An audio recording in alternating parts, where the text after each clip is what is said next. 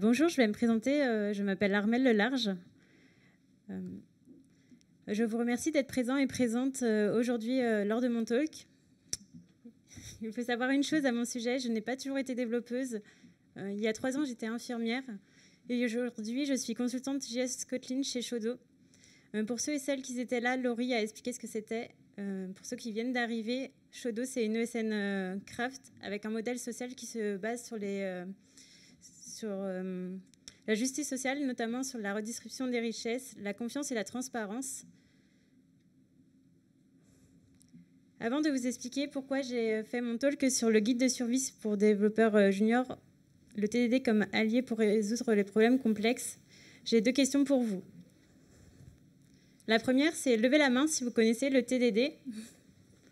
Je vois que la majorité connaissent le TDD.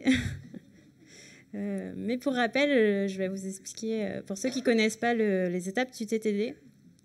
Donc déjà, qu'est-ce que c'est ? C'est un développement piloté par les tests. Et au final, c'est 3 phases. La première, c'est un test qui échoue, c'est l'étape red ou rouge, parce que pour l'instant, on n'a pas de code existant. Ensuite, la deuxième phase, c'est un test qui passe, c'est un test green ou vert. Et on écrit le minimum de code nécessaire pour faire passer le test. La troisième phase, c'est la phase refactor, c'est est-ce qu'on est satisfait de son code. Et tout à l'heure, je vous présenterai comment écrire un test. Et j'avais une deuxième question pour vous, c'est levez la main si vous avez déjà galéré avec le TDD. Merci de vos réponses. Moi aussi, j'ai galéré. Et pourquoi ce talk Je voulais vous faire un retour d'expérience en tant que junior sur le TDD, vous expliquer ce que j'ai compris et vous montrer les pièges dans lesquels je suis tombée et comment je m'en suis sortie.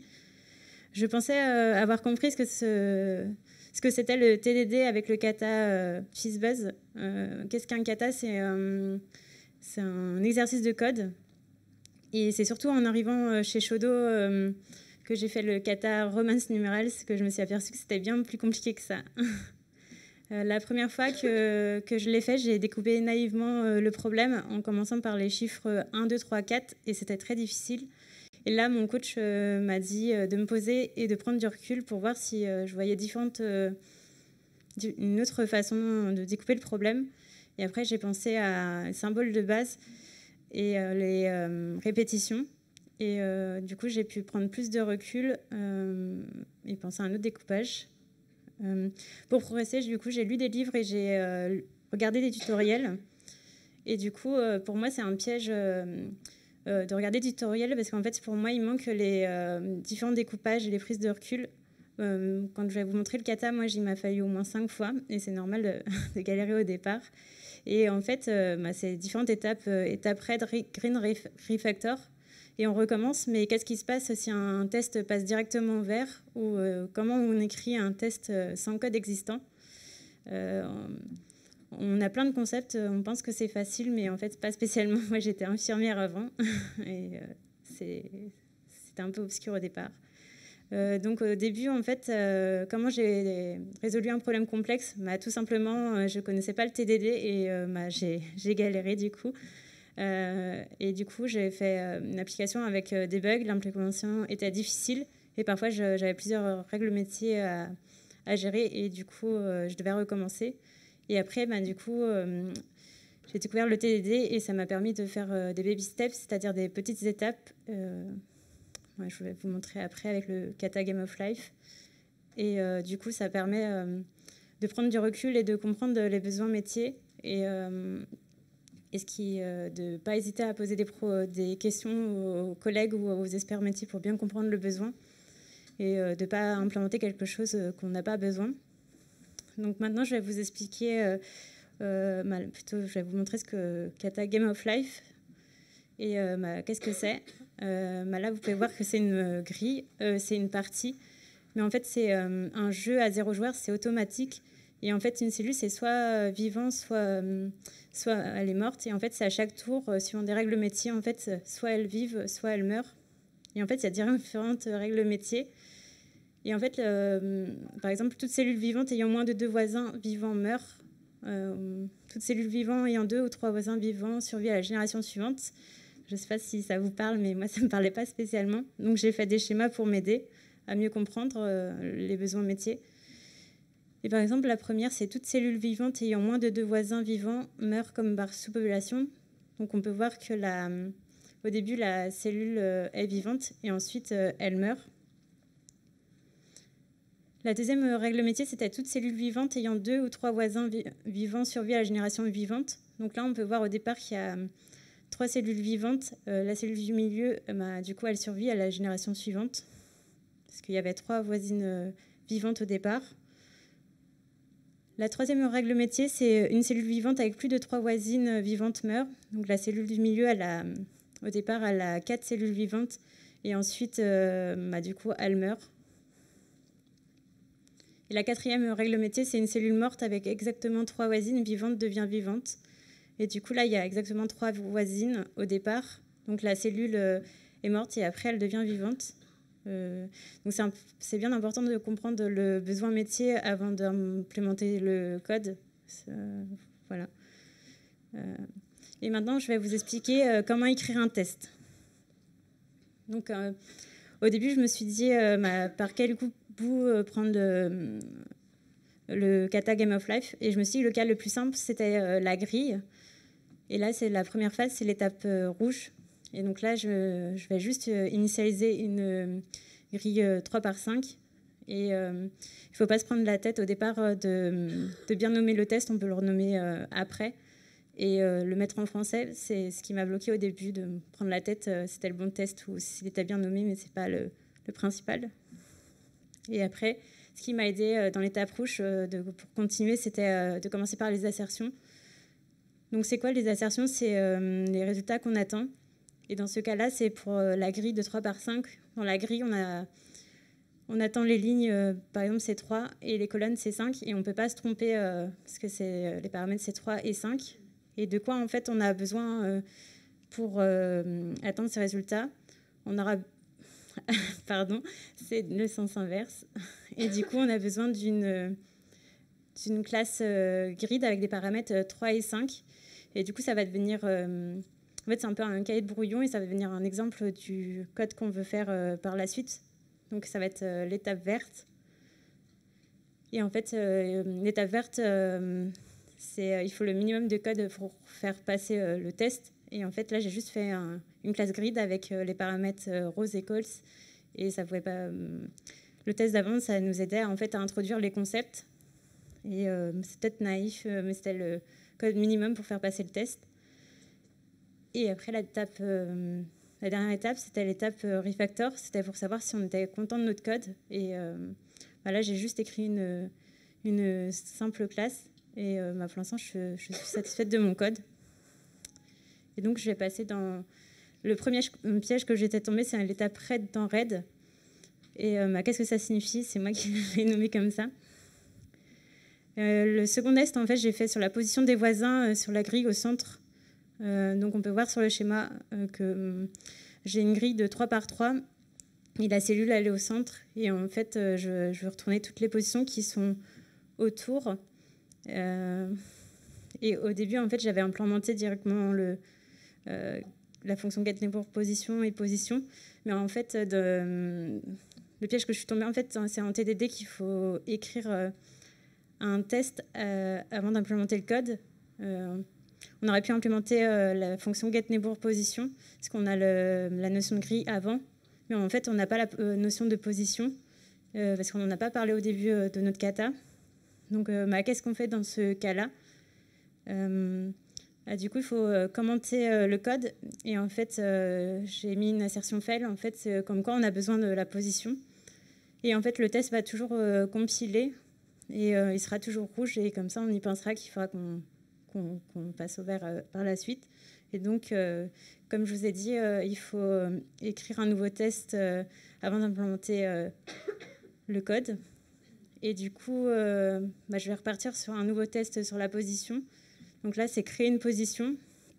Donc comme résultat, j'attends une position avec x égale à 3 et y égale à 5. Et donc, je vais avoir besoin d'une data class position avec les paramètres 3 et 5. Ça, c'est l'étape rouge.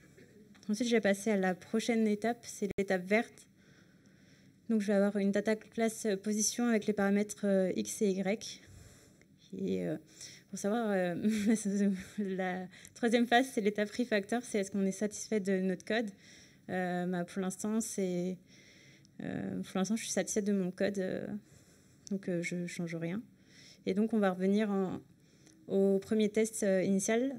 On est toujours dans l'étape rouge, mais elle ne compile pas, parce qu'on a la notion de position, mais on n'a pas encore implémenté la fonction getNeighborPosition. Et du coup, comment on fait pour un test qui ne compile pas? Et ben, on met une fonction getNeighborPosition avec les paramètres et on met qu'on ne l'a pas implémenté. Et des fois, il y a certains qui disent que là, un test rouge, il faut que c'est un test qui échoue avec les assertions. Et sinon, si un test qui ne compile pas, en fait, ce n'est pas un vrai test rouge. Et du coup, maintenant, c'est l'étape verte. Peut-être ce code est un peu complexe, mais c'était le code pour minimum pour faire passer le test. Et en fait, c'est deux boucles et ça permet de voir la position des voisins. Et ensuite, l'étape refactor, je me suis dit que j'étais pas assez contente de mon code et qu'il n'était pas assez lisible parce que c'est des boucles forts. Et du coup, je vais changer à ce moment-là mon code. Peut-être qu'il est un peu complexe, donc j'ai fait des schémas pour mieux représenter le problème. Par exemple, dans le cas d'une cellule au milieu, pour le set-off, on fait un map après ensuite pour quand tu as une cellule au milieu, il y a 8 cellules autour. Mais dans un autre cas, quand la cellule elle est en bas à droite, pour le set-off, par rapport au map, en fait, on peut s'apercevoir qu'il y a des positions qui sont en dehors de la cellule. Et donc, je me suis dit, à ce moment-là, je vais faire du refactor et je vais filtrer les positions, en fait, les positions qui sont en dehors de la ligne. Et du coup, là, on peut s'apercevoir qu'on a les positions de la cellule en bas à droite, 1, 1, 1, 2 et 2, 1. Et du coup, à ce moment-là, je peux supprimer le premier test comme j'ai testé fonctionnellement sur le deuxième test, ce que j'avais besoin. Mais en fait, j'ai été un peu trop vite. Je suis tombée dans un autre piège. C'était comment faire si un test passe directement au vert. Et du coup, c'était quoi le prochain test que j'avais fait? C'est sur la position des voisins en bas à droite. Du coup, on a toujours une position grid, la grille qui est à 3 par 3. Et on a la cellule en bas à droite avec les positions 1, 1, 1, 2 et 2, 1. Sauf qu'en fait, mon test passait directement au vert dans ce cas. Et du coup, ça m'a perturbée parce qu'on me dit que c'est étape red green refactor. Et là, mon test passe directement au vert. Donc, qu'est-ce que je fais? Est-ce que je recommence du départ? Est-ce que je recommence du départ ou est-ce que j'ai déjà implémenté ce que j'avais besoin? Et dans ce cas-là, je vous expliquerai pourquoi c'est passé directement au vert. Donc, qu'est-ce qu'on fait?